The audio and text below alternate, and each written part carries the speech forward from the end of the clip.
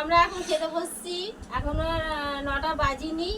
আজকে নাকি চন্দ্রগ্রহণ লাগছে। আমার মাকে একটা ফোন দেওয়া হয়েছে, আমার মা সারাক্ষণ ফোনের মধ্যে ওইসব দেখে বেড়াচ্ছে আর খালি কিছু নিয়েও যায় না। আমাদেরকে জোর করে এখন খেতে বসে দিচ্ছে, আমাকে জোর করে খাচ্ছি তো খেয়ে নিচ্ছি। চলো এখন ভাত খেয়ে নি, 9টা বাজে, রাত্রির 11টায় খাই। তো আজকে চন্দ্রগ্রহণ লাগছে, তো আমার মা সবাইকে আমাদেরকে খাইয়ে দিল, বললো খেয়ে নে। সকাল সকাল 9টার মধ্যে খেয়ে নিয়েছি, নিয়ে এখন সব বসে রয়েছি। কি করব, রাত্রির 12টায় শুই, 11টায় খাওয়া দাওয়া করে খেতে আর করতে শুতে শুতে 12টা। তো কী করবো, এখন বসেই রয়েছি, ফোন ঘাঁটছি, বসে বসে সময় কাটছে না।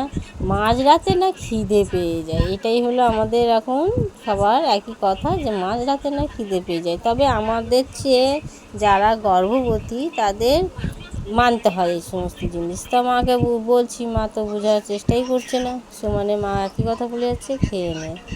তো চলো, গুড নাইট, আজকের মতন টাটা।